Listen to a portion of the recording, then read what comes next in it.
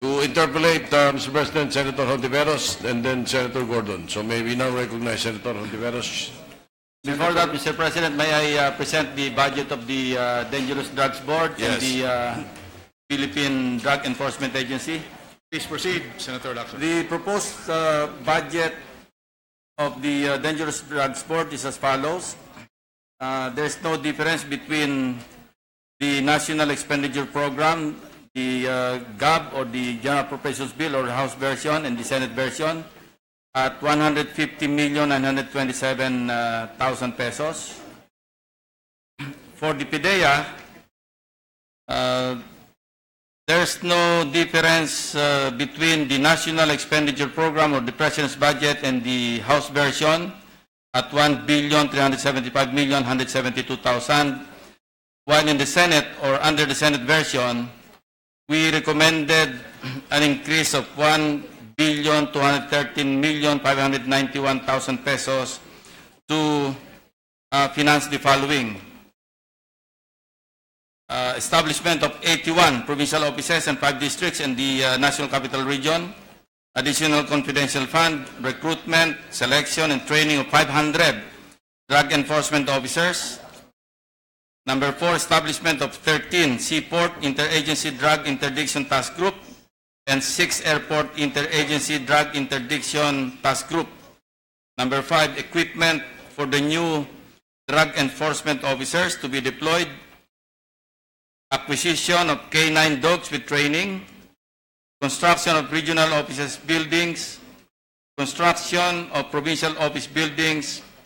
Fencing of PDEA lot in Bulacan. Procurement of various laboratory equipment. And lastly, budget for Interagency Committee on Anti-Illegal Drugs, or ICAD.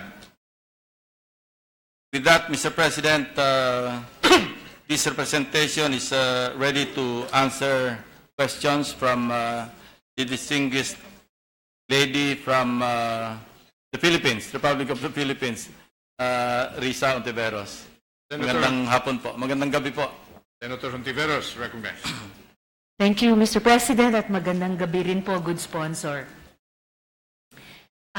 First of all, through the good sponsor, let me congratulate the PDEA working together with the Bureau of Immigration for the apprehension of the Colombian drug mule and for foiling the entry of 8.89 million pesos worth of cocaine into the country. I'd also like to congratulate the PDEA for seizing 10 million pesos worth of shabu in a raid near Malacanang. So, I will try to interrelate my separately prepared questions about PDEA and about the DDB budget, good sponsor. On October 11, the President designated PDEA as the sole agency to lead the conduct of anti-drug operations or campaigns. Through the good sponsor, could I ask PDEA Chief Aaron Aquino to discuss or to inform us here in the Senate how the current operations of the PDEA have been different from the previous operations of? Well, they have greater responsibility now, and of course, they will have to increase not only their personnel but their equipage, because it is now their major responsibility. It used to be their major responsibility, but the on the operational side, they will have to work double time because the PNP is now limited to their general law enforcement functions, and at the same time, of course, if a crime or a violation of the of Republic Act 9165 is committed in their presence, that's the only time that the PNP personnel can react and respond to the situation. But other than that, all long-term and short-term or medium-term intelligence projects will have to be undertaken by the PDEA. Yes, good sponsor. And I do recall in earlier committee hearings chaired by the good sponsor, in earlier discussions, it was pointed out that in fact PDEA has the long-standing mandate to go after the high-value targets for which they have shown accomplishments to the public. And also, I do recall, good sponsor, in an earlier stage of this budget process, they expressed, in fact, some difficulties because of the lack of or the inadequate number of personnel, even just given their original mandate, even prior to the President designating them as the sole agency to lead the conduct of anti-drug. So I That is think correct. it's They only have, right now, 1,780 personnel, and they're requesting, that's the reason why they requested, or they're requesting for an additional budget of 100 million pesos for recruitment, selection, and training of 500 more drug enforcement officers, or DEOs. And necessarily, they will have to be equipped. So, again, they requested for another 372.491 million pesos to equip the new DEOs to be deployed. I hear you, good sponsor, and I'll explore the proper response to those requests in partnership. Good sponsor, in Chief Aquino's recent interview with Rappler, he said that although PDEA doesn't have Oplan Tokhang or Oplan Double Barrel, it implements quotas. Ano pong ibig sabihin nito? Ano ang gantimpala sa mga nakakaabot ng quota? Ano naman ang parusa sa hindi?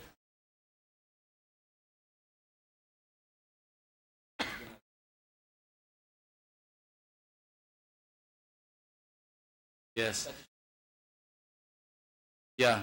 The quota being referred to by the PDEA Director General during that interview did not refer to quota for persons to be apprehended, but he has given his regional directors quota in the number of operations that they should conduct against illegal drugs, Mr. President. Just to keep them on their toes, Mr. President. And then, good sponsor, I'm in receipt of PDEA's submission of spot and progress reports of drug personalities who died in anti-drug operations initiated by the PDEA.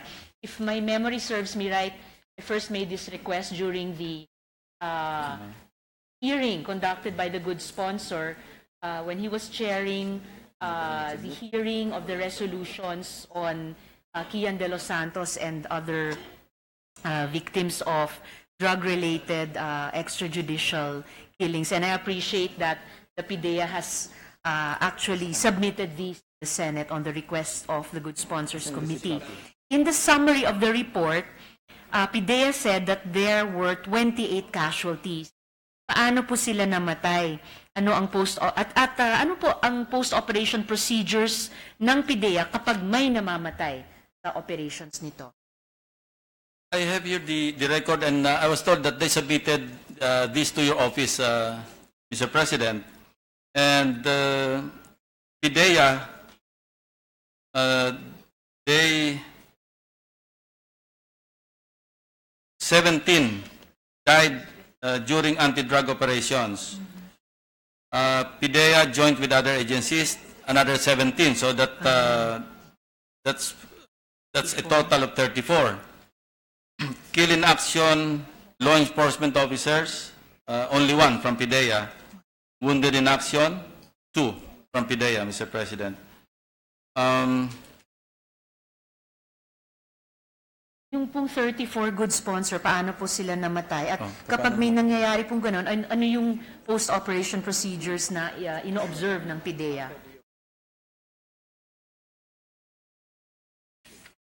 Well, it's standard operating procedure, Mr. President, that whenever there's a KIA or a drug personality killed in action, an investigation ensues, and to find out if there are excesses on the part of the law enforcement officers. And they submit correspondingly the reports attendant to or related to the anti-drug operations that they conducted. Good sponsor. The data that PDEA submitted to my office, however, does not include information yet after PDEA took the helm of drug operations on 11th October. Meron din po bang casualties after 11th October? At kung mayroon, ilan? after Director General Aaron Aquino took over, there was only one kill in action, Mr. President. Thank you. And I will direct him to submit to your office the circumstances of the death of that drug personality. So much, good sponsor. Na-anticipate nyo po yung huling request ko sa interpellation na particular sa PDEA. In fact, a copy of spot and progress reports of drug personalities who died in anti-drug operations of the PDEA after October. At any rate, Sponsor. as an overview, Mr. President, the date of the shooting incident is October 2, 2017, 12:45 p.m. along San Roque Street, Florida Bus Terminal, Pengueruyo, Tuguegarao City. Suspects, two unidentified motorcycle riding in tandem. It says here, relevant facts of the incident, PDEA Agent Ventura was about to attend a court duty at RTC Branch 24 at Chaga Isabela on that day. Agent Ventura was a back rider on a Yamaha motorcycle driven by Jonathan Juan E. Urata when he was shot by one of the suspects, the different parts of his body causing his death. Team Rescue 1111 of Tuguegarao City, who responded to the incident, revealed that Agent Ventura had no more pulse and was not breathing when they arrived at the crime scene. Recovered were 5 fired cartridges case for caliber 45 and 1 deformed slug at the crime scene, Mr. President. Anyway, a more detailed report will be coming your way.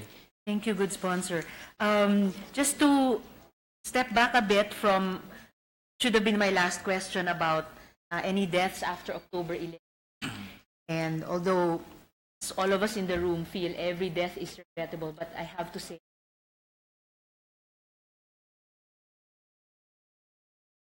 only, but one, Yeah. since October 11. But one death is one death too many. Exactly, one death too many. Maigi lang kasi si sponsor na reprenuhan natin. Masyado talagang maraming mamatay nitong maraming buwan.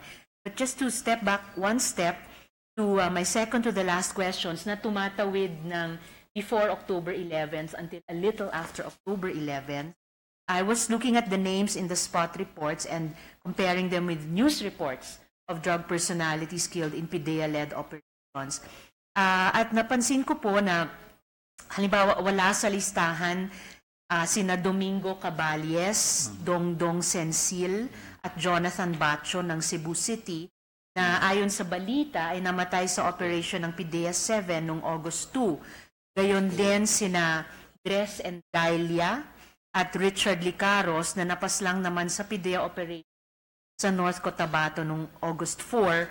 At huli, ganun din si Frederick Villamala na napaslang sa Cebu City muli ng PDEA 7 noong August 12 naman. Ibig po bang sabihin na may napaslang sa PDEA operations na hindi pa reflected? Well, the response made by Director General Aquino is after he took over last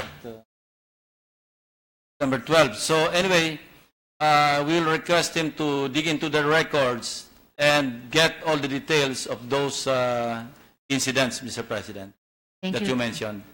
Thank you very much, good sponsor. I think those are my main questions for PDEA. So moving on now to related questions for the Dangerous Drugs Board.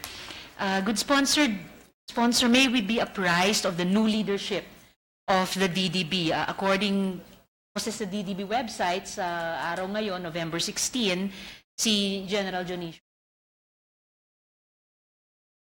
There's no one in charge. I just read in the papers, Mr. President, that he designated somebody as officer in charge before he resigned. He tendered his irrevocable resignation, and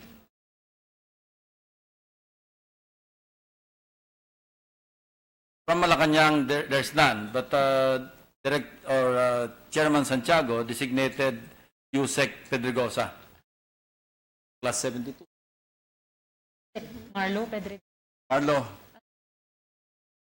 Thank you, good sponsor. A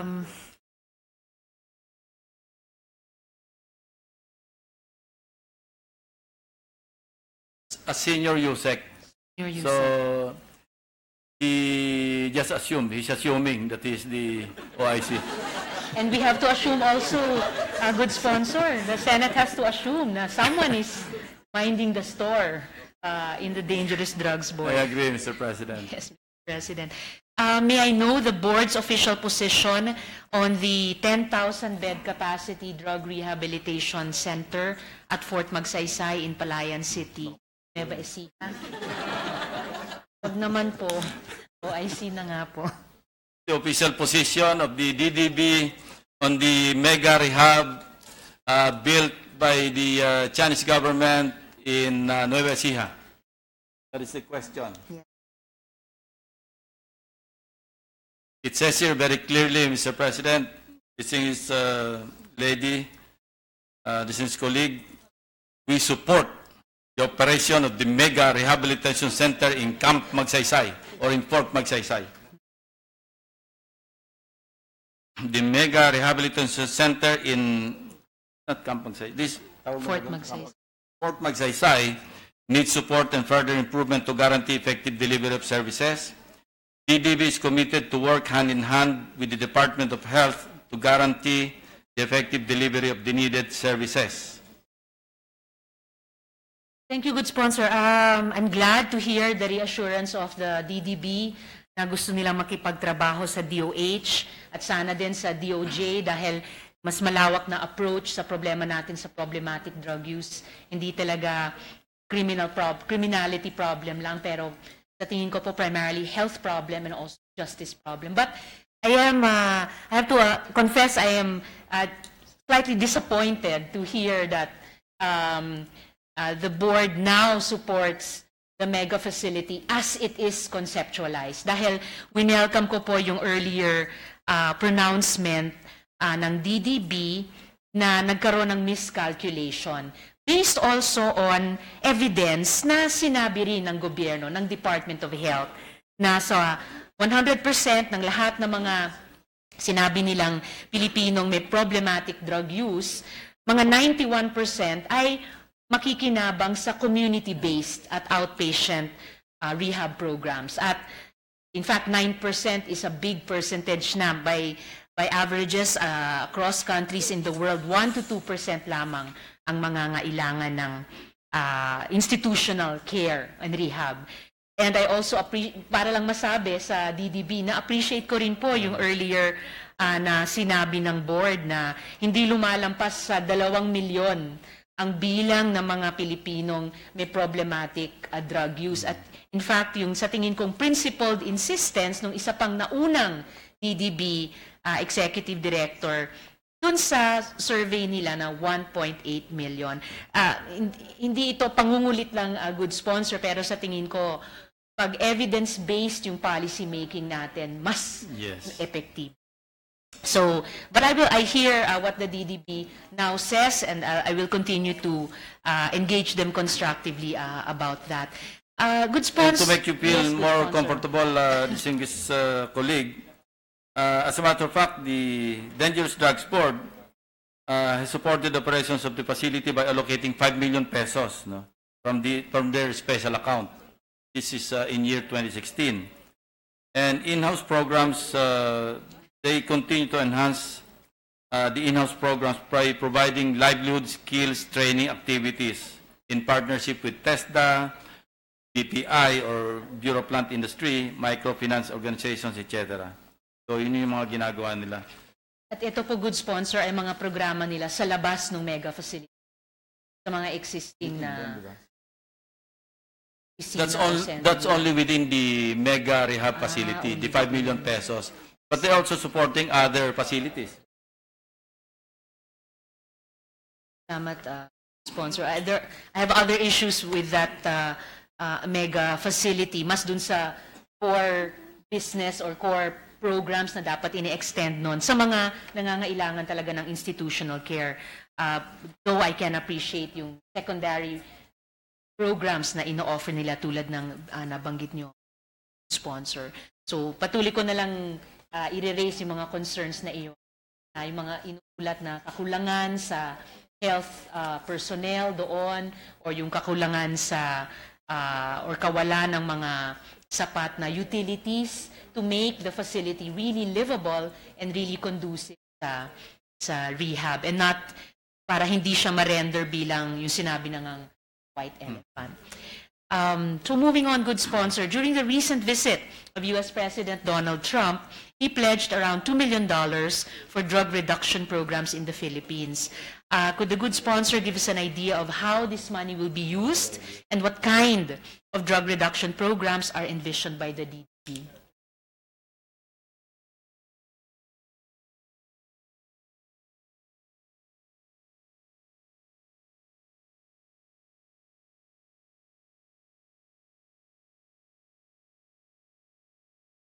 It's actually a renewed commitment by the U.S. government, the $2 million, and that will now include the reduction program, not necessarily for law enforcement.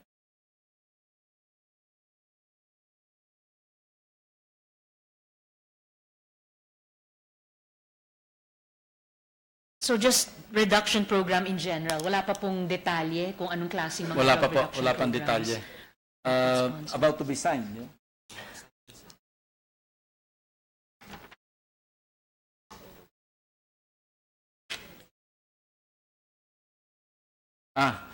Ito yung sa Drug Demand Reduction Program, Mr. President. Youth Development Programs, Systematic Training for Effective Parenting, Family Drug Abuse Prevention Program, Drug-Free Workplace Program for Government and Private Sector, Oplan Sagip.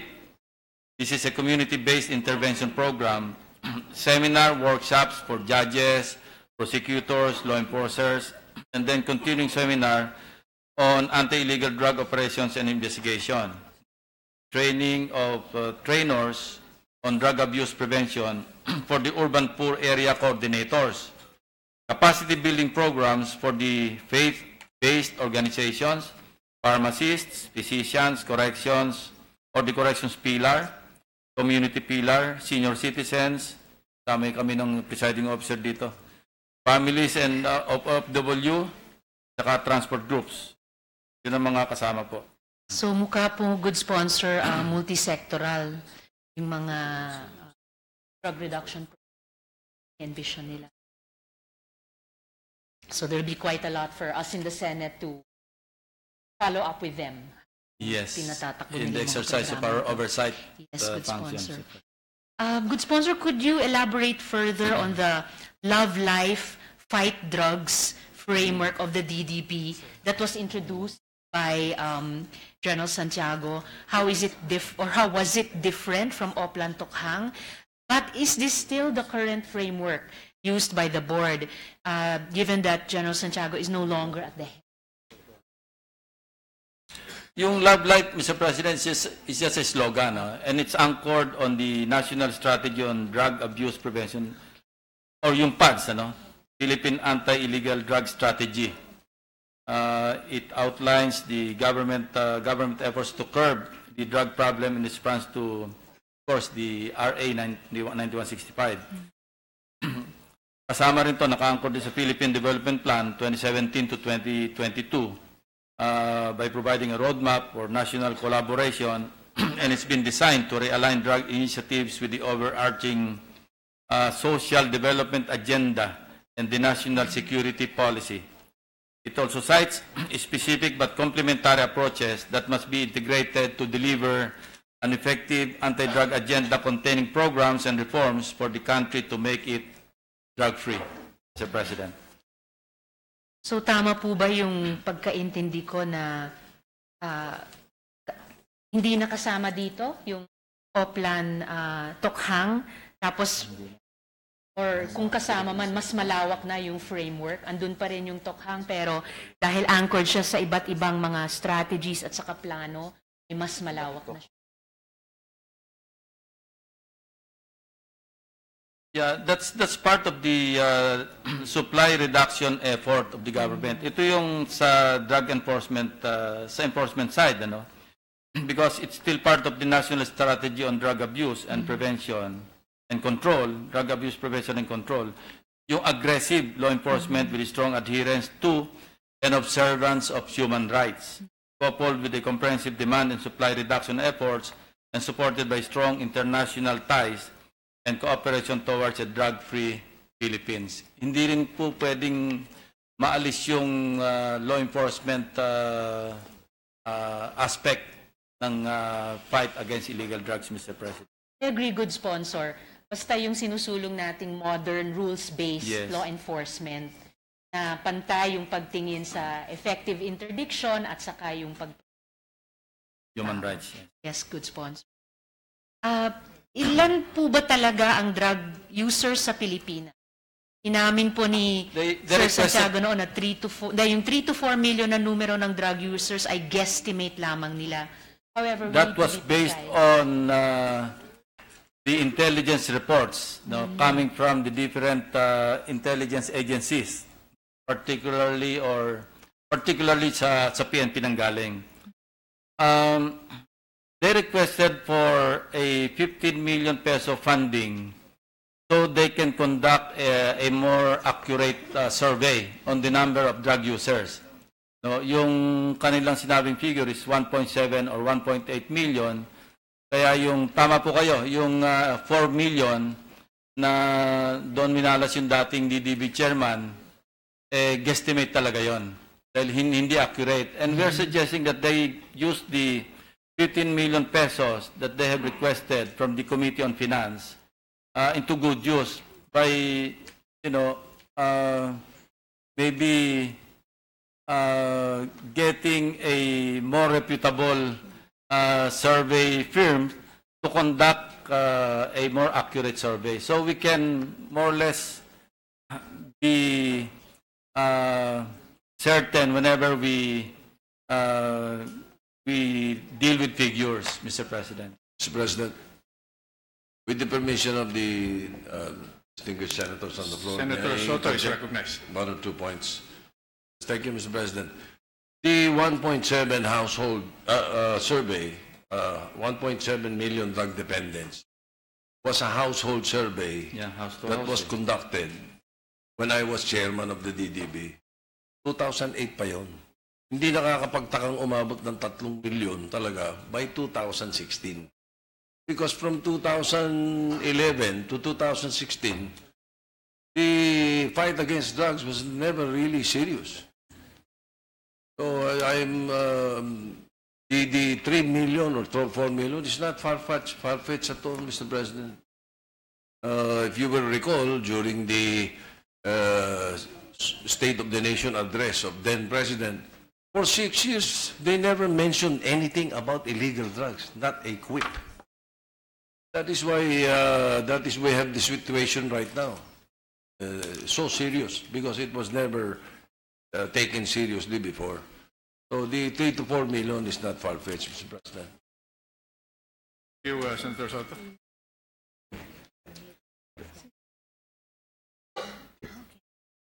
Yung pong 1.8 million sino peso itong drug use. 1.8 million drug users was done by a private survey firm. Ano? Yung house to house naman, minsan they do, the PDEA itself, they do house to house survey. And yung 4 million, nanggaling naman sa PNP because of their Oplan Tokhang. Ito yung nanggaling na sa mga barangay. Di ba? Yung profiling na ginawa ng PNP. So, we've been getting some very conflicting figures. And it's about time that we do a more accurate survey on the number of drug users. And that's the reason why we're appropriating 15 million for 2018 for that purpose. At the same time, Mr. President and good sponsor, the 1.8 million figure that was generated by a study of the Dangerous Drugs Board itself was generated in 2015. Yes, 2015. So quite recent. The most recent figure from the DDB, and which would probably be one of its reference points pag nagsagawa po sila ng kasunod na survey gamit yung nire-request nilang 50 pesos. The survey firm commissioned by DDB was Resources, Environment, and Economic Center. And I do agree, I'm glad to hear, good sponsor, that the bigger figure was a guesstimate. And I do agree with the good sponsor that, yes, we need to be precise about these figures because they have budgetary implications, not only for the PDEA, for example, but also for the Department of Health and all the agencies who are, again, converging and coordinating to address this problem. I would also say, good sponsor, that there's also a need to unpack the numbers because well, as we were also discussing, 2 previous surveys of the DDB have shown that the number of drug users tends to be quite stable, never exceeding 2 million since 2008. So, pero sige lang, just to use the 3 to 4 million for purposes of discussion, dito po sa sinasabing 3 to 4 million na drug users, ilan po dito ang dependents? Ilan po dito ang current users? Ilan po dito ang users of hard drugs?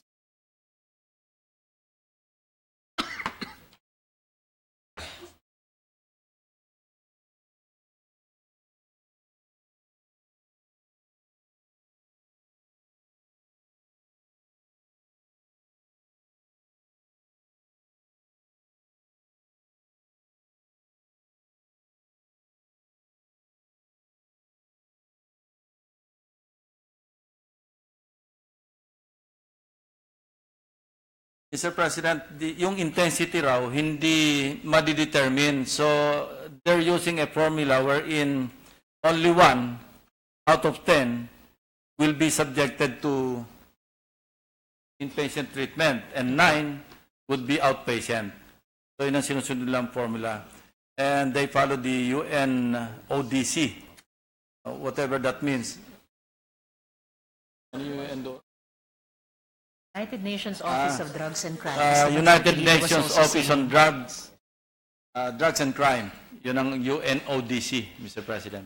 Sponsor. And those were also the percentages mentioned by the Department of Health, start of administration.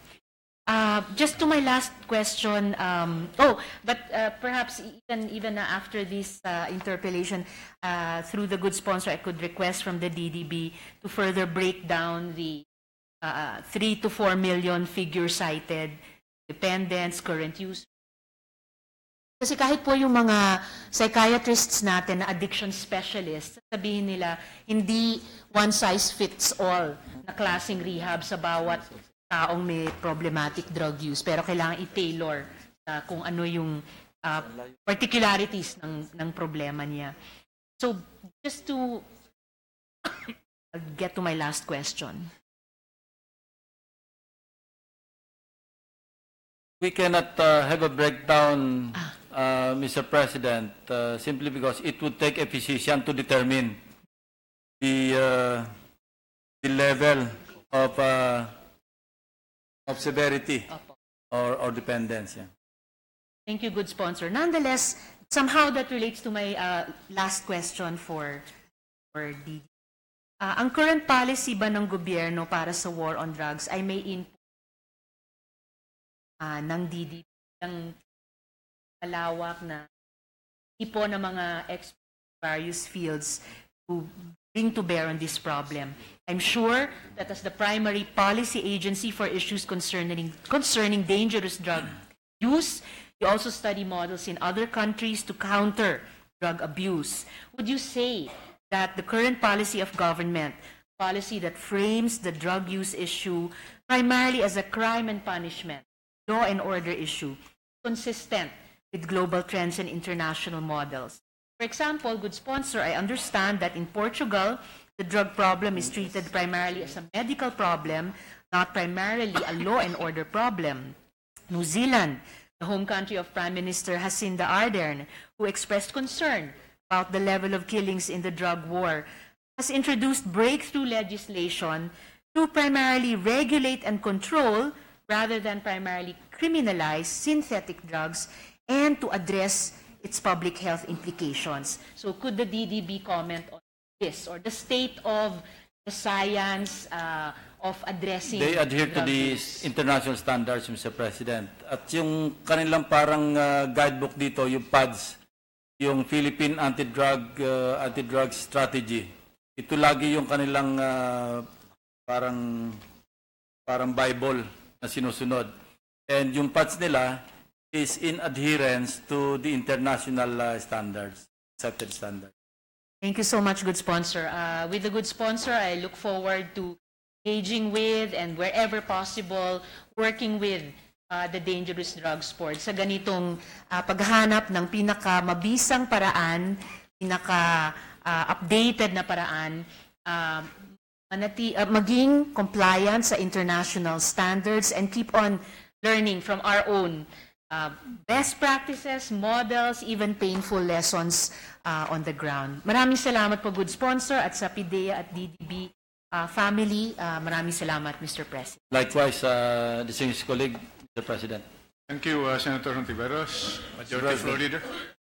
Mr. President, while we're waiting for Senator Gordon, we would like the Rules Committee to call on Senator Gordon for the interpellation. They'll be allowed a few points to raise with the sponsor, Mr. President, and ask the DDB on their reaction, Mr. President. Willingly, Mr. President. Please Thank proceed, the Majority Mr. Floor Leader. President, there was a mention of a survey in 2015. May we know how the survey was done?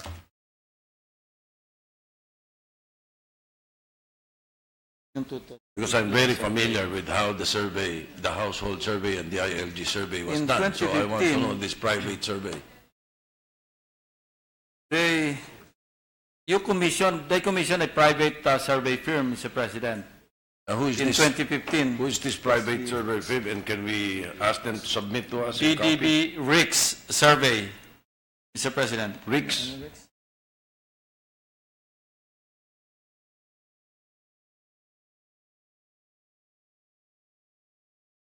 May we have a copy of the survey, Mr. President? And how much did they spend for that? Yes, Mr. President, I have here a copy of the result, and I'll give this to you, Mr. Yes, President. please. How much did they spend for the survey? 8 million in 2015, Mr. President. Based on the survey, how many were on marijuana? Yes. Percentage. And how many Okay, percentage on shabu? RICS stands for Resources, Environment, and Economic Center for Studies, Mr. President. It says here, 2015 nationwide survey on the nature and extent of drug use in the Philippines. Current users comprise 2.3% or 1.8 million of the population aged 10 to 69 years old. Lifetime users comprise 6.1% or 4.8 million of the population aged 10 to 69 years old. Again, I'm sorry, what was that 4.8? Lifetime users comprise 6.1% or 4.8 million of So the population. lifetime users, 4.8 million. Yes, Mr. President. Yung current users comprise 2.3% or 1.8 million. Pagka marijuana only, 47.9. Shabu, 24.5. Heroin only. Ito yung yung So marijuana again is the number one choice of abuse. That is correct, Mr. President. It's no yung longer sa shabu. multiple drug user, again, shabu and marijuana, 22.3%. Shabu, marijuana, and cocaine, matindi ito, 1.1%. Shabu, marijuana, volume, and syrup, 1.1%. Yun ang breakdown, Mr. President.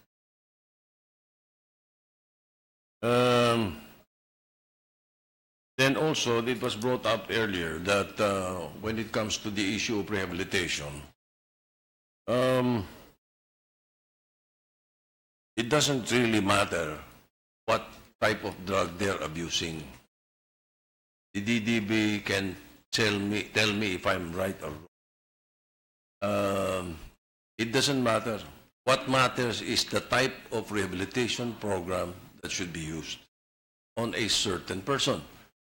The reason why there are persons who are entered into rehabilitation but after a few months after they come out, they are back again, hindi bagay yung rehabilitation program na ginamit para sa kanya. So dapat pinoprofile. And the programs that are commonly used are therapeutic unity program, the multidisciplinary program, 12 Steps Minnesota Model, the eclectic program, or the faith-based program. So, am I right in saying, Mr. President, Mr. Sponsor, you can ask the DDB, that it does not matter what they are using. What matters is the rehabilitation program that they should be undergoing.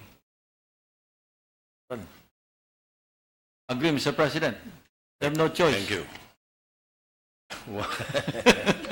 Thank you, Mr. President. Now, going to the earlier reaction of the DDB, may I find out from them again also now, because this involves, again, millions later on, you know, that might be needed. There was a comment by DDB, former DDB chair, about the wastage of the mega drug rehab in Nueva Ecija. It did not sit well with the administration. As a matter of fact, it did not sit well with this representation also. Why? Because during that time that this mega drug rehabilitation center was being built as a gift by some Chinese businessmen, there were millions surrendering. Kaya kulang pa nga yung 10,000 capacity kung tutuusin. Kaya ganun ang ginawa nila. And so, Mr. President, an Asian trait is you never criticize a gift in public. Nagregalo sa'yo kung pipintasan sa publiko. Ugali ng Asiano yun. Kaya medyo, it did not sit well with some of our officials. So, what I did then was I suggested, instead of criticizing it, I suggested that we make use of it. Because it will never be a waste. Infrastructure development on land, especially idle land, is never a waste, Mr. President. And so, may I suggest, and that may I get the reaction of the DDB, that instead of saying that it's a waste, but we expand and extend the Philippine Drug Enforcement Academy, which is in such a small place in Metro Manila, to the portions of the other rehabilitation center that is not being used.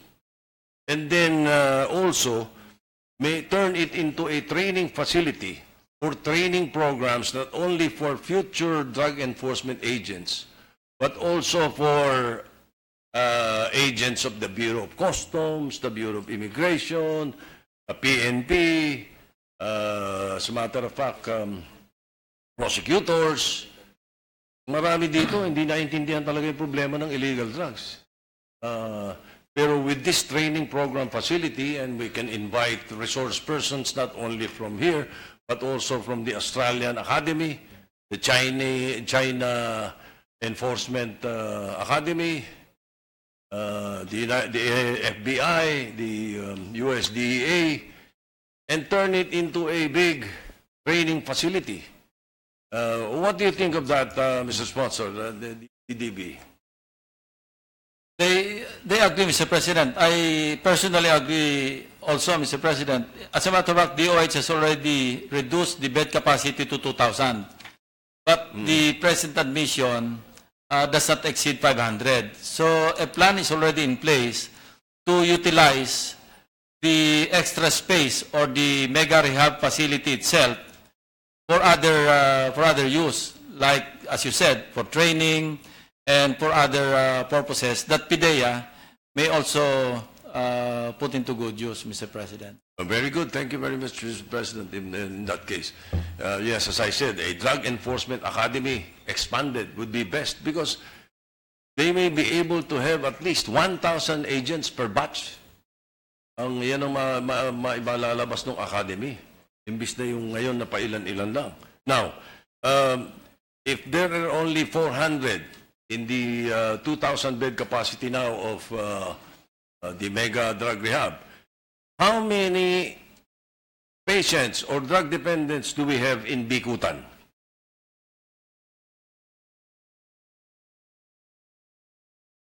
Higit 1,000 yan.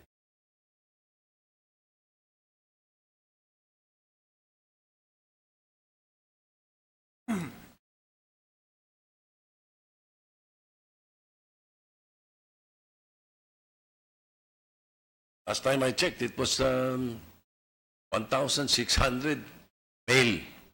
Hindi ko alam ilan yung female. I don't know the exact figures now, so that's the reason I'm asking, Mr. President. At yung facility na yun, ang bed capacity is less than 600.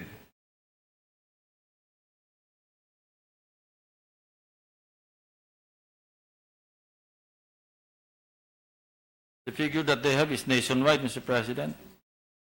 But we will find out kung ilan yun sa Bikutan. But right now, nationwide, and this is facility-based, 2016, new admission, 4,337, readmission, 1,064, outpatient, 247, for a total of 5,648. Yung sa Bikutan, Mr. President, 2,045. See, 2,045. So, mas madami na ngayon kaysa anong muli ko check. 2,045. Bikutan. Ano? And then in the mega rehab, 400 lang. It's so easy, Mr. President, to transfer some of them. The important thing is the program. What type of program is being used in the mega rehab? Drug rehab, and what type is being used in Bikutan. Bikutan generally is therapeutic community, Mr. President. I used to spend for the meals. That's why I know. For the meals of the drug dependents, Mr. President. So, is there a possibility that they can be accommodated in the other drug rehabilitation centers? Yes, Because the bed capacity of Bikutan is less than 600. Yes, Mr. President, but they will have to work on the support system, logistics, because most of the patients or at least the relatives will be dislocated if suddenly they're transferred to Nueva Ecija from Bikutan. Mr. President, I'm glad you brought that out. That is another misconception by those who have been sending or bringing their relatives to the rehabilitation centers. If you, the last time I heard, when you enter a rehabilitation program, as much as possible, the first 6 months, you are removed, not only from the source of the drugs, of your addiction, but you're also removed from your family. 6 months, hindi ka pa dadalaw. Ganun pa rin ba ngayon yung sistema? Or, perhaps you can ask Yusek Matibag. She's an expert on rehabilitation. Well, according to them, it's the first 2 months, Mr. President. 2 months 2 lang. months lang Pero, yung parang 2 months na lang ngayon. It 2 used to months. be 6 months. Hindi pwedeng medyo dalawin mo mahirap na. siguro sa patient. Baka masyado ma-isolate, Mr. Yes, but what happens is, generally, not all the time, but mostly, mas gusto nung pamilya na malayo sa kanila yung rehabilitation center. Example, families in Cebu, when they have a relative or a son to be rehabilitated, they bring it to Bacolod or Dumaguete. Ayaw nilang malaman ng kapitbahay. Ganon din yung mga taga Bacolod, pinadadala sa Argao sa Cebu or sa Dumaguete. So, that was the case before. Ayaw nila na nalalaman yung iba, yung meron pa nga tayong denial, stage of denial yung mga pamilya Kaya hindi rin mabuti na at hindi rin naman kailangan talaga na yung rehabilitation center katabi ng community mo mismo. It doesn't really work that way. Pwede siguro mapag-aralan muna mabuti ng DDB yan na we can accommodate them in other rehabilitation centers, especially if we have a mega drug rehabilitation center, it's 2,000 bed capacity. What do you think, Mr. Sponsor? There's a new requirement or standard imposed by UN ODC na yung family support is part of rehabilitation. That's a new requirement, Mr. President. Siguro, based on continuous studies that they're conducting, nalaman nila na mas mabilis ang rehabilitation pag merong family support. And yung 2 months... Yes, siguro. Well, perhaps my information comes from the old school. So perhaps that is the new studies. Mga sadista pa yung mga tao noon, Mr. President, noong panahon ninyo. Hindi talaga. So, gumagamit pa ka na eclectic noon Yeah. I don't think kasi ito, they subscribe to the concept na we developed the guidelines on community-based treatment programs in response to the needs of the drug surrenderers, Mr. President. I see. So, well, perhaps we can, oh, by the way, just one last point. Just as an information, we have only 5,648 drug dependents in rehabilitation centers right now. That is the record that you mentioned. Million, Mr. President. Yung female, 431. Ang talagang total, 6,079. 6,079. Male and female. Right. 6,079. This, Mr. President, 2016 ito, Mr. President. Ito yung latest nila. kung talagang tutuusin, pag tinanong mo, ilan ang drug dependent sa Pilipinas, ang sagot sa UNODC, nagdebati na namin ito noong araw 6,079. Why do I say that, Mr. President? Because when I represented the country in the United Nations Office Drugs and Crime Convention, I saw that there was a listing that the Philippines had 10 million drug dependents. And I asked them where they got those figures. Because the last figure that we had then was 1.7 million. And they said it came from reports. Media reports, so reports. Sabi ko, what about China? What is the listing of China? Because I saw the listing of China. The number of drug dependents in China, you won't believe it, is 1 million only. So when we brought the issue down to the roundtable discussion panel already, and not on the floor, I asked them where they got the 1 million figures of China.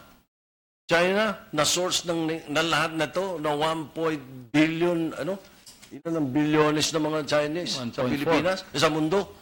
1.4 billion. Oh. 1 million lang ang drug dependence. Ayun pala, 1 million lang ang laman ng rehab center nila. Kaya yun lang alam nilang drug dependent. They insist, although they know it's more. Kaya tayo, pag tinanong, ilan ang drug dependent sa Pilipinas? 6,079. That is the accurate answer, Mr. President. Anyway, we thank the gentleman, and I hope the Dangerous Drugs Board will look into all these issues that were raised while we were discussing the budget. To set the record straight, Mr. President, we cannot just rely on the number of drug dependents based on facilities, yung mga admissions and admissions. Kasi facility-based yun But if we rely on the actual figures coming from the different law enforcement agencies, through profiling and other related activities, tama na natin yung tokhang. Talagang papalo talaga ng 4 million kung mag-rely tayo doon sa nanggaling sa mga different law enforcement agencies. That is the correct way of judging it, not like the way the UNODC and China relationship categorized it, Mr. Then, perhaps they have changed it already by this time. Thank you, Mr. President. Thank you, Senator. May we have a 1-minute suspension while Senator Gordon is being called? Senator Ontiveros is raising her hand. I think he fell asleep already, Mr. President. Gordon.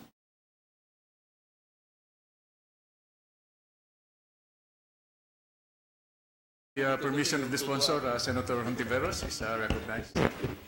Thank you, Mr. President, Majority Leader and good sponsor. Just one more point that came to mind habang pinakikinggan ko yung interpellation ni Majority Leader at saka yung responses ni good sponsor.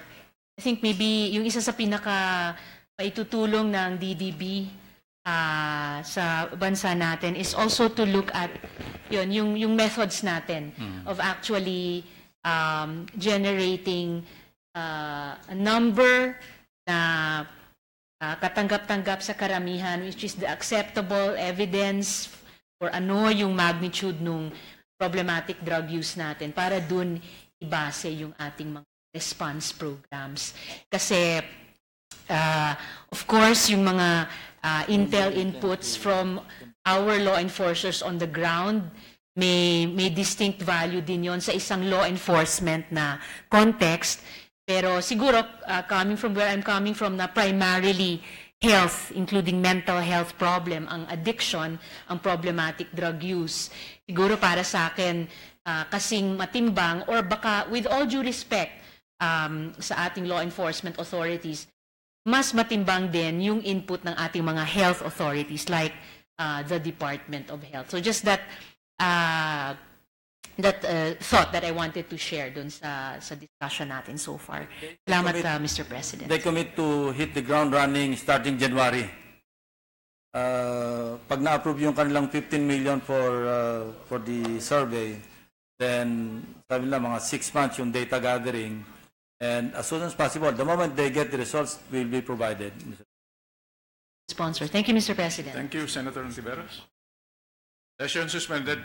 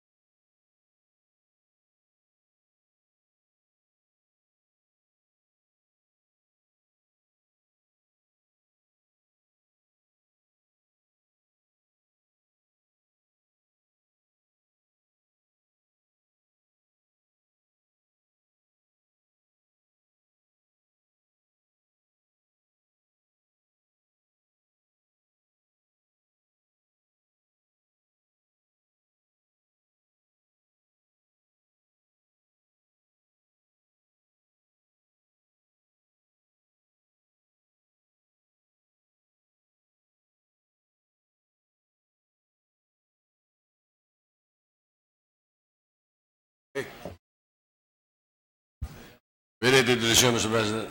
Session resumed. Mr. President, to continue with the sponsorship and to interpretation and the interpretations on the budget of the DDB and the PDEA, we move to recognize Senator Richard Gordon. Senator Gordon is recognized.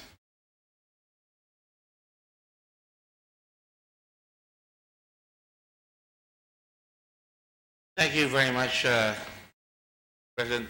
Will the gentleman yield? Willingly to the distinguished colleague from Olongapo and the Republic of the Philippines. And Cavite. At 24 in the evening, according to the minority leader. All right, I have a party to go to and I want to go to it also. But duty calls. I shall try to be brief, Mr. President, and I think I can handle this very briefly. I just want to be very quick and cut to the chase. We have heard this before, but we have a new PDEA chair. What is your principal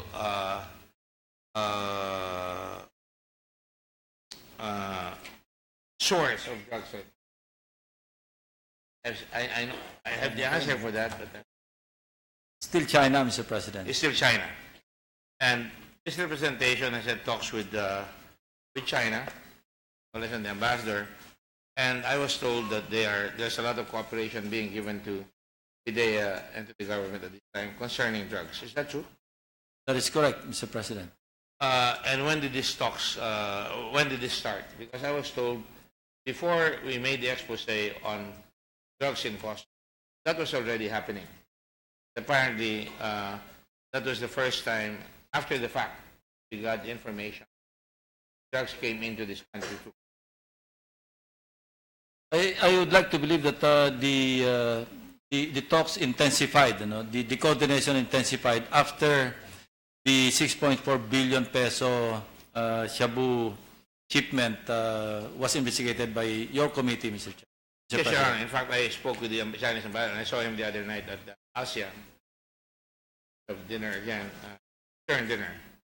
But expressing our concern about the fact that they were giving us all kinds of information, but apparently the old PDEA was not listening to it. I just want to be sure that I get it right. If they're willing to cooperate, we are going to make sure that whatever information they get, we will follow the forthrightness and the decisiveness. That's a new information which the new leaders of the PDEA will definitely explore, Mr. President. I will. That I the will- old PDEA was not very responsive to the reports being submitted to them by the Chinese government. I will gladly share some of the documentation that they gave to us. But apparently, when the drug war started, there was a sudden shift to. I don't know if that's true, but the fact remains that there have been drug intrusions in all our islands, which are quite poor. Is that still going on through the islands? It's more economical because when you do it via pure smuggling, you will have to talk to a lot of different law enforcement agencies, Right. the police, Coast Guard, and so forth and so on. When you course it through the customs house, and then you will only have to talk to a very few people. One time, big time. One time, big time, Mr. But President. my question is it still going on in terms of the provinces being still utilized, like the coastline of Cavite, the coastline of Pangasinan? You once had the laboratory in Subic, floating laboratory. That's still going on. It's more, or it's easier to course it through customs, as I mentioned earlier. But with the because- big huli, Well, we don't know. I don't think they have they have solid information on this, Mr. President. But I'd like to think that they are looking into that. especially with the former PDEA chief now in Customs. Yes, Mr. President. And I understand that the customs collection has doubled, More than doubled, Mr. Yes, President. that's what I hear. It's now 42 billion, I think. about 45 billion. That's what I heard. Yes. In any case, I just want to be assured that that is going to be addressed. And at the same time, I don't believe that the 3,000-man force of PDEA, which I've expressed earlier, will be sufficient to quell the onslaught of drugs in this country. Would you agree with that, sir? They only have 1,700 plus No, even worse. DEOs. they're requesting for 500 Yes. new recruits. 1,001 DOs because the others are administrative personnel. So only 1,100 DOs. And they have an authorized strength, personal strength of 2,500. 2271, that's the authorized ceiling. Assuming, I'm assuming that they're optimized their personal strength, it would still be insufficient. Don't you agree? Very insufficient. Yeah, so they would still rely on the other law enforcement agencies. They will have to rely They would on be primus the inter other. pares among them, and that they would Yes. have to rely, as I said earlier, 80% of the catch was made by PNP, senior chief But inspector. with the Kakta. with the recent instruction of President Duterte, they will have to handle the more organized operations, meaning those that involve intelligence projects. No? The PNP will now delegated to dealing with yung inflagrante commissions or offenses. On the streets. Yeah, in the streets, Mr. So I would imagine that they would still, PNP would still need the 800,000, right? The budget that was supposed for anti-drug Tokhang and all that. Well, nobody in this hall has signified otherwise. Everybody agreed that the 900 million double barrel fund should be realigned somewhere So because the PNP is no longer involved in anti-drug operations. I'm glad you said that because in that event, that would cramp pile of drug enforcement. Because PNP, which is the biggest number of personnel, would not be involved anymore as much as they would without those resources. That is correct, Mr. President. So, They'll just be limited to general law enforcement so we functions. should really tread very carefully on the sudden withdrawal of those funds. Maybe we should leave a little bit. I'm not surprised why my good friend Senator Dillon is going to stand up. Senator Dillon is recognized. With the permission of the gentleman on the floor, the President has made a policy decision that it should be PDEA now to be in the forefront. Now, so we cannot substitute that judgment. He is the chief executive. He is the one in charge of enforcing the laws. It is his view that the drug menace should be addressed by PDEA, who by law is the one principally in charge. I don't think, Mr. President, with all due respect to the gentleman from Olongapo, that we should dispute that policy. We're just talking about the budget, and as Senator Lacson said, I think all of us in the hall are saying that since PNP is no longer in charge, is no longer involved in anti-drug, it should now be PDEA. We can support PDEA with funds sourced from elsewhere, but we should not second guess. I mean, we should not. It should be clear that the chief executive has made a policy, and if we are to support that policy, then we provide funds to the PDEA. But to return the funds to the PNP is something that would be contrary to the policy announced by the chief executive. Thank you, Your Honor, but I would most respectfully disagree with you on certain points that you mentioned. First place, policy is no longer to use Tokhang and to use the other double barrel. And so there were funds available, and that theoretically, by logic, you would have to withdraw the 900 million. But insofar as I'm concerned, the President is the executive. He is the enforcer of the law. We make the policy as legislators. We have control over the purse. And having said that, I don't believe we should take out all the money from PNP, as I said earlier, and I think we should support the PDEA with a little bit more money than they need so that we don't throttle the whole effort against drugs, because this is really the number one enemy of the country right now. Mr. President, the memorandum of the President cited the law on the basis of which that policy was promulgated, as we read it in the records earlier. Well, again, President executes, we make policy, and if we decide otherwise, I think he would have to force to follow the law. I am just saying, tarry a little. My mind is not complete on the matter yet because I'm very concerned that if you take out support of PDEA from the local police force and they say we have no more money, then you might have drug proliferation. You might have a bigger problem, especially with the customs now being utilized. That, assuming that drugs filter out or come out of customs, it will have to be sold on the street.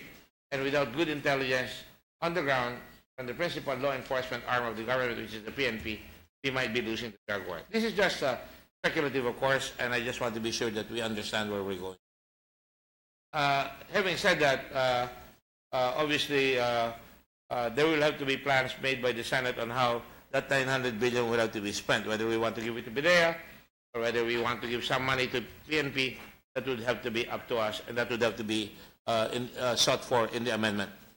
So having said that, Your Honor, are we doing anything more in terms of utilizing the Coast Guard?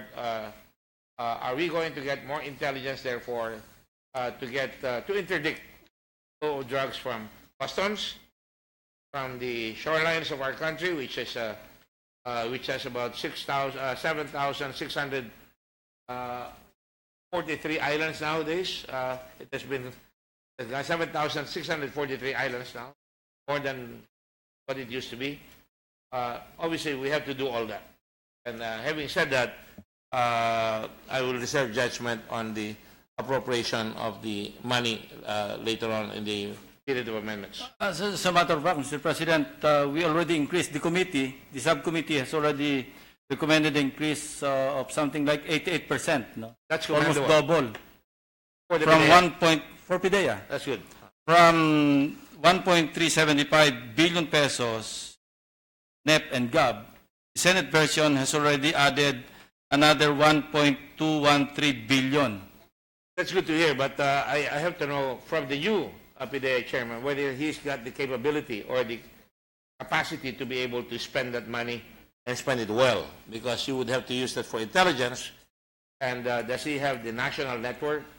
You know, I've seen many transformations of anti-drug personnel in this country. You had the CANU once upon a time. You had all kinds of organizations, and then PDEA came in as if we're aping the DEA in America.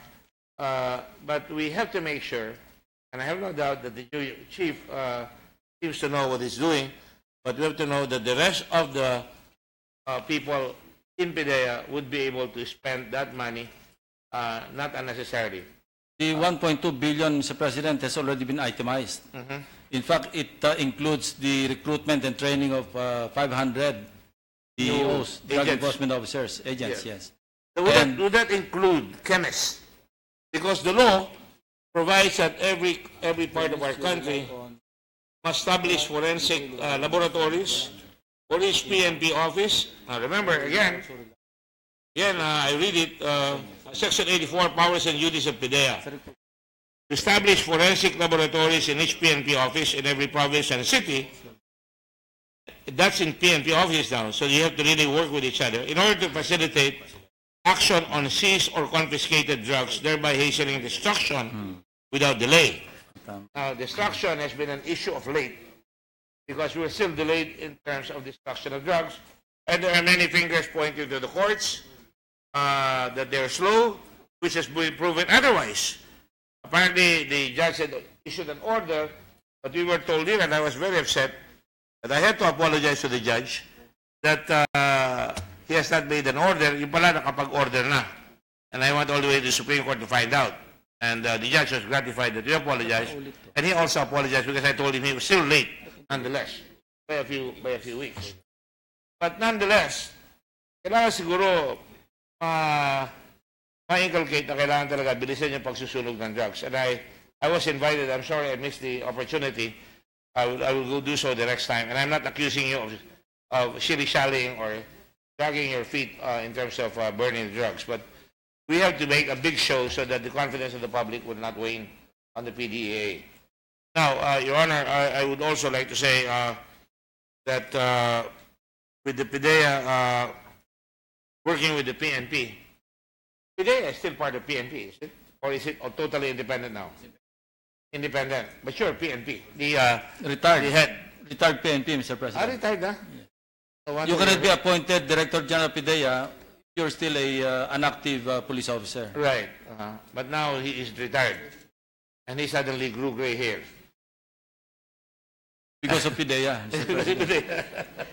I would shudder at the weight on your shoulders. But certainly, the other thing that I would like to see also is a more aggressive PDEA insofar as convictions are concerned, insofar as confiscating the fruits of the crime. And this could take the form of money in the bank, of houses, cars, and etc. I have not seen, Your Honor, this representation, and I don't think any senator can say here that he has seen that that provision of the law has been properly enforced. We have people convicted of drug pushing in this country, but we have not seen any confiscation of properties belonging to them as fruits of the crime that should go to the state. Am I correct, Your Honor? That is correct, Mr. President. In fact, their conviction rate is only 25%. Oh, I thought it was lower than that. I thought it was 0.2%. No, 25%. That's the conviction rate. And the acquittal is 48. I think it's lower. Sorry. I'm basing on the statistics, Mr. President. I am pretty sure of my position here, and I don't want to agree with my good friend Senator Lacson, but it doesn't matter. Lower is still low. And the fact is, we have not gotten anything from any drug personality by way of the riches that he has made.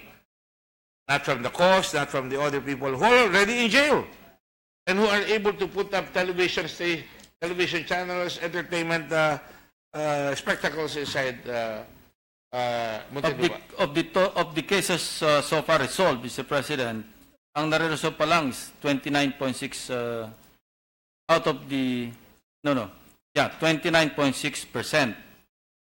And out of the cases resolved so far, ang conviction rate is 25.5%, acquittal is 46.4%, and dismissal is 28%. If that is the case, Hanggang then September 2017 itong data nila na has ito. the government been able to get anything done? And I'm going to ask now whether the PDEA can actually actively pursue. The moment that is known, the Department of Justice must immediately conduct what is the proper thing to do. Escheat proceedings to get the properties that have been made out of forfeiture. Seizure, yes.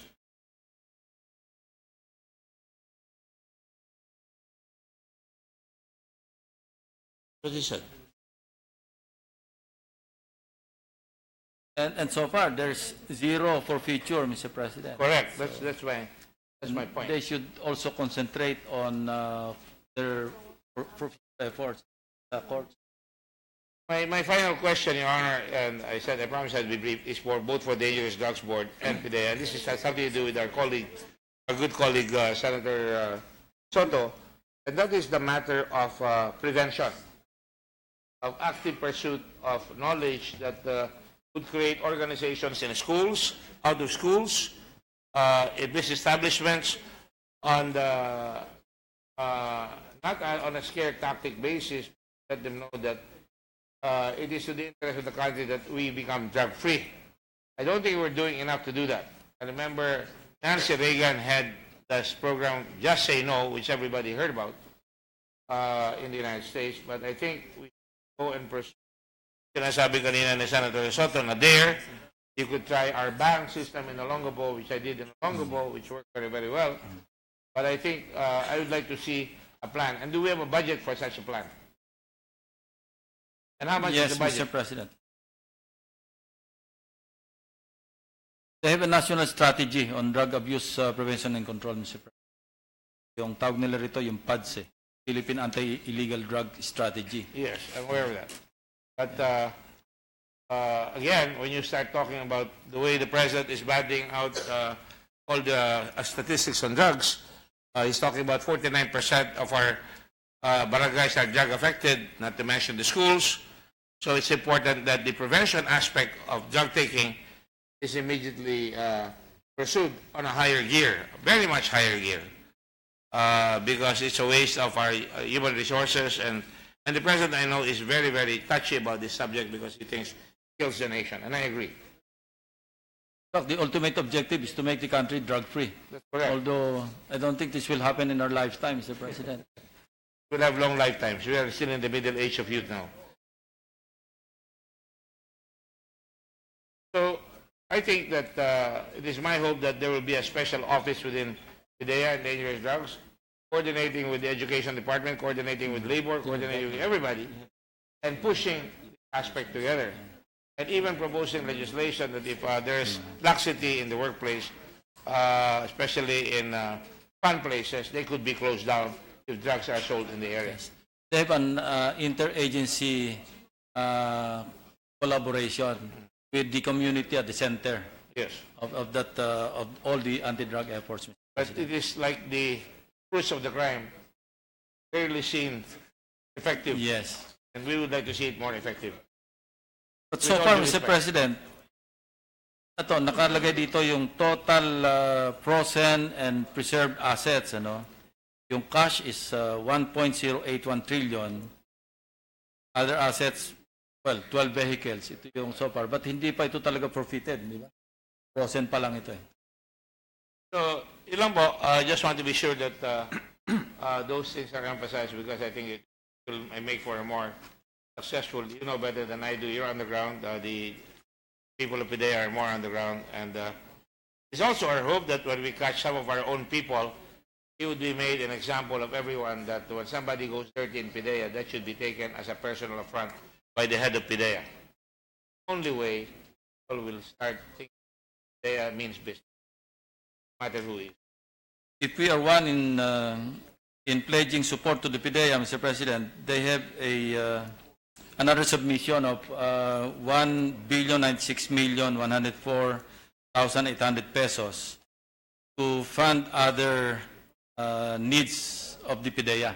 I'm all in support of that, including, I suppose, And with the permission of our colleagues, I can make it as a supplemental submission to Chairman of the Finance Committee because I've already submitted 1.2 billion, as I mentioned earlier, and this is additional submission of PDEA, Mr. President. when we see the itemized expenditure list, It is itemized, Mr. yes, President. that would be something we could very well support. And I suppose that would include, oh, by the way, has there been a change in the killing situation in the country since the shift has been made?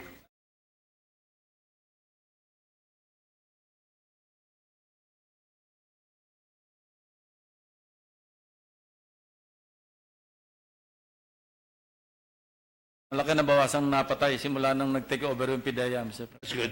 Good to hear. But they continue to apprehend and confiscate drugs, Mr. President. O, isa lang daw yung napatay since he took over. Let's hope that continues.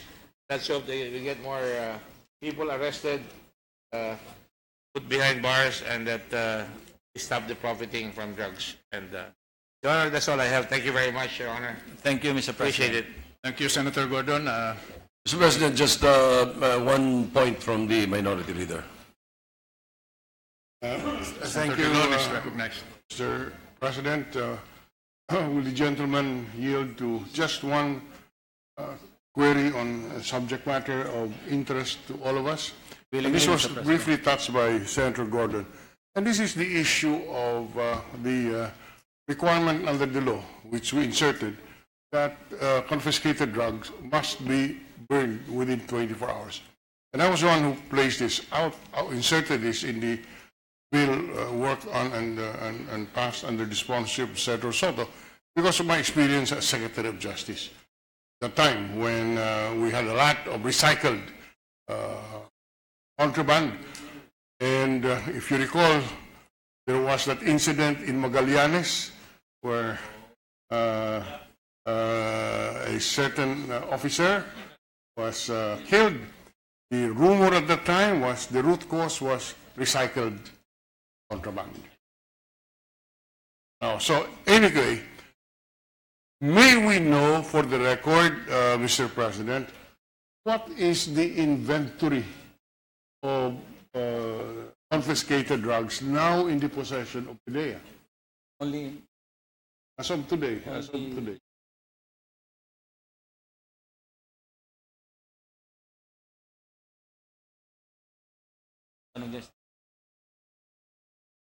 Ilang kilo ba ang susunod na nandyan? tanong, kailan susunod? We have it here, Mr. President. Meth, 2,142,508 grams. Yeah. E di ano na lang, 2,000 kilos, Mr. President. Cocaine, Huh? Wait. On Shabu, how many? 2,000 kilos? okay, this is as of October 2017. Okay. Shabu? Shabu, yeah, methamphetamine. Yes. Is how many? 2,142 kilos. Tama ba ito?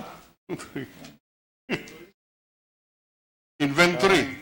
Yeah, this is the inventory of those under PDEA's custody. Yes. And under the law, they're supposed to be in custody of all confiscated drugs Yes. because the drugs should be turned over to them. That's correct. that's So, not being are there followed. other agencies? Are there other agencies who have custody? Well, to continue, Mr. President, continue first. cocaine, Oh. 53,341.63 grams. Ketamine, How many kilos? it's 505. That's 53 kilos, Okay. cocaine. Marijuana, 53 kilos. Ephedrine, 62 kilos. I'm just rounding it up, Mr. Yes, President. yes.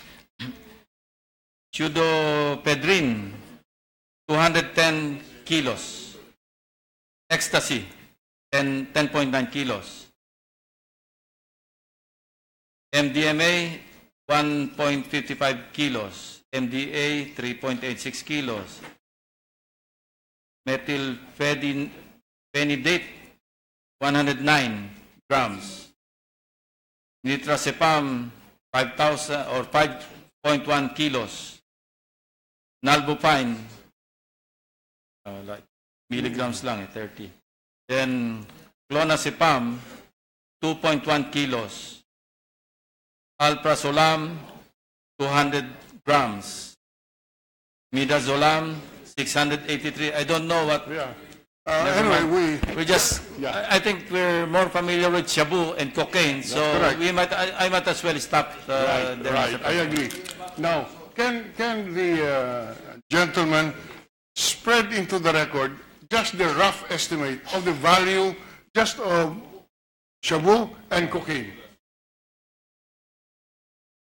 That is in inventory with PDEA.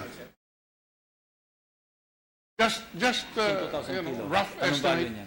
at the present street values. At 5,000 per kilo, Mr. President, 5,000 kilos would be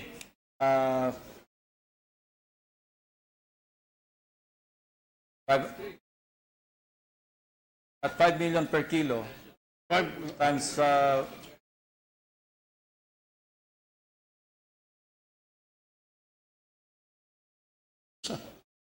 Huge. 10 trillion. How much? 10 billion? 10 trillion pesos, Mr. What? President. Correct, 10 trillion. Baka 10 billion pesos, Mr. President. 10 billion pesos. only Mataas pa sa for- budget natin kung 10 trillion. Budget na natin yan. That is the gross domestic product of the entire country. Little less. So just for shabu, it's about 10 billion and cocaine, let's Cocaine, say. how much? Oh. So yung 50. Just round figures, Mr. President. Round. More or less. 360 million pesos, Mr. President. 360.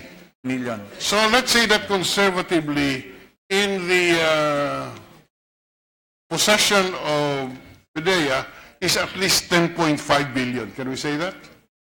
At least. At least 10.5 billion. That is correct, Mr. President. Now, other than PDEA, are there other agencies which are holding custody of contraband, and is it significant? Just for the record.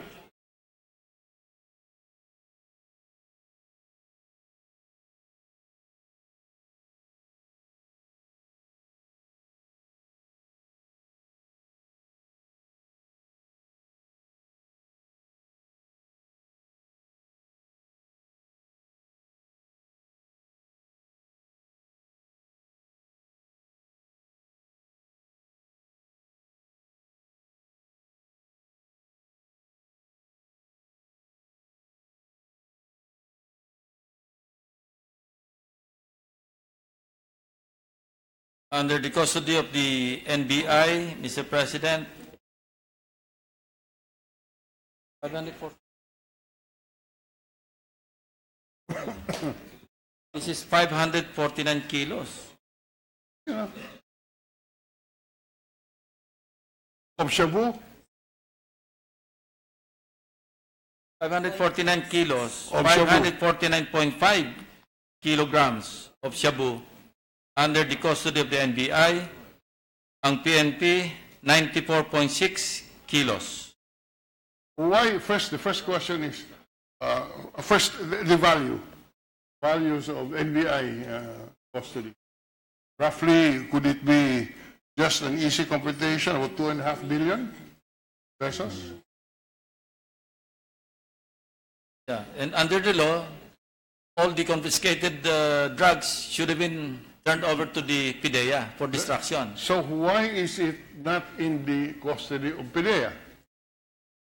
Your guess is as good as mine, Mr. President. I have no ready answer for that, but we intend to find out from PDEA why this is the case. Without prejudice to a more detailed explanation, can our resource persons from PDEA now spread on the record why they are not able to get possession of this when under the law it's supposed to be turned over to them? Huh?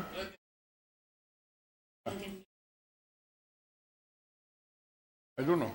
So what's is there just a broad Well, according to PDEA, the case is still ongoing, undergoing trial, Mr. President. And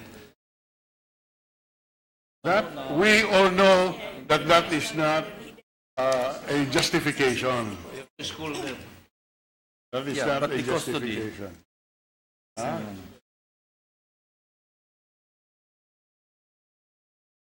Mr. President, if we follow the disposition flow chart of seized illegal drugs based on Section 21, Yes. ito malinaw po ito sa phase 1, after the seizure or and or confiscation, immediately there's an inventory and photograph. Yes. Ano?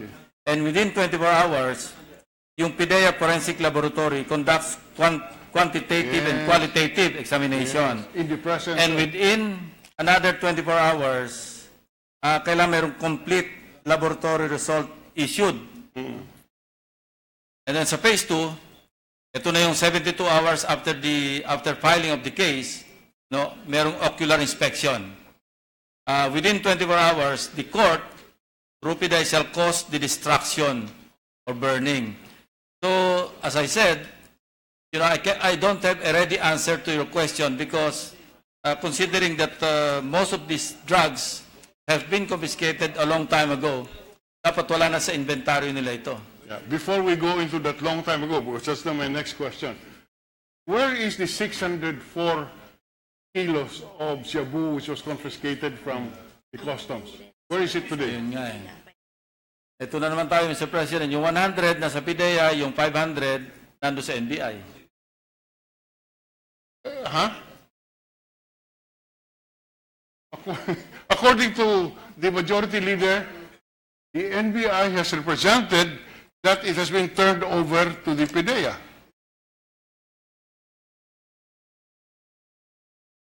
$104.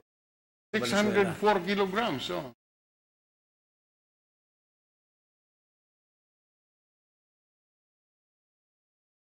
So hindi natin, we have no information at this point?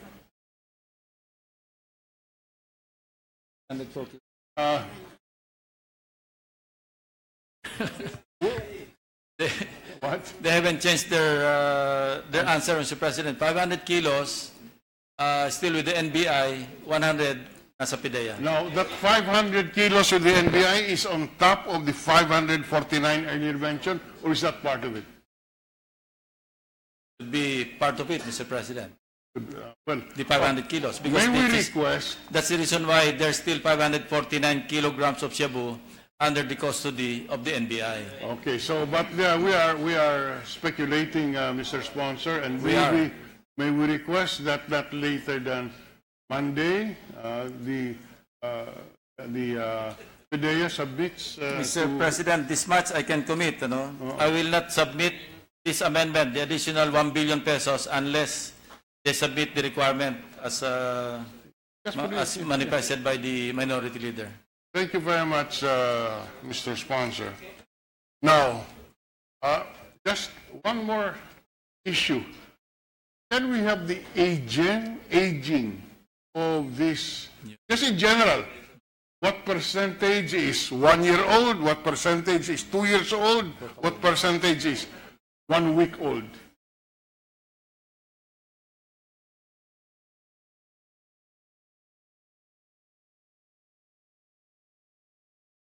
In 2010, 2011, 2012, wala pa mga court order.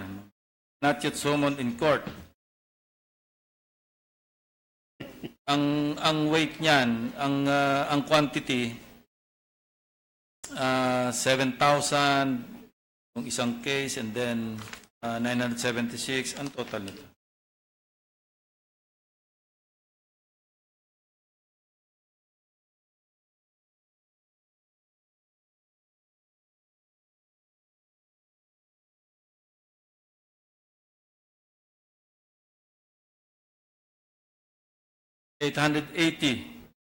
kilograms. Wala pang court order ito, Mr. President, for destruction.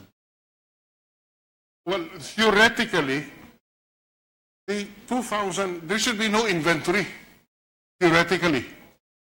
That's the purpose of Section 21. To Theoretically, prevent a that is correct, recycling. Mr. President. Theoretically, there should be zero inventory. Yes.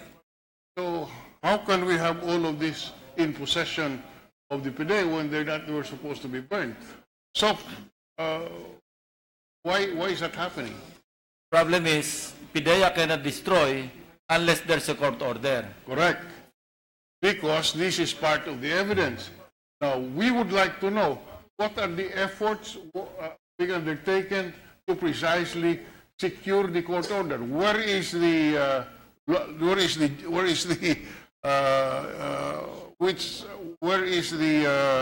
log jam? Are there cases? Are there petitions pending in court?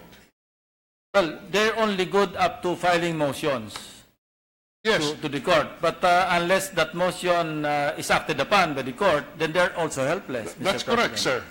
Now, so are we being told that in fact motions for the destruction are pending in the various courts?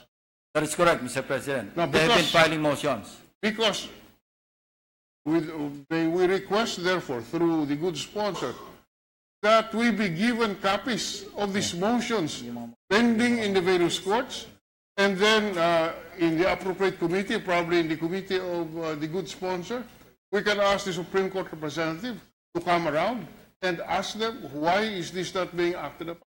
We'll do that, Mr. President. So can we have the copies of these motions for the destruction of this contraband under Section 21 of the Dangerous Drugs Act?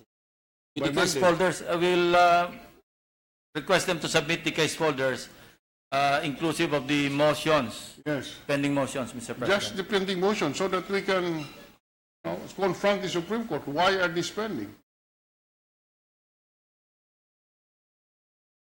They already requested the Supreme Court to act or to direct the RTCs to act on their motions. Oh. Siguro kung sabihin natin... Unfortunately, the Chief Justice herself has her own problems, Mr. President. But that's no excuse to me, Mr. President. If indeed the PDEA has submitted to the various courts these motions, we will hold the courts responsible for gross neglect of duty. So, if I think the logical thing to do from where we sit is we will ask for copies of these motions in the various courts. I suspect that this is not as many as we imagine it to be because hindi naman isang kilo palagi ang nasa husgado ng kaso eh. Precisely. With the indulgence of the minority leader and the sponsor, Mr. President, this question is not for the sponsor. This question is for the minority leader. When you submitted your amendment to me during the time that we were crafting the law, my understanding was that once it is quantified and qualified, destroy. Well, if it is... Kaya you don't need, let's say, 500 kilos. You don't need 500 kilos in court. Yeah. No. Representative sample. All you need is a sample, representative Weigh, sample. quality, and then weigh. Yes. So why are they not destroying it? I do not know.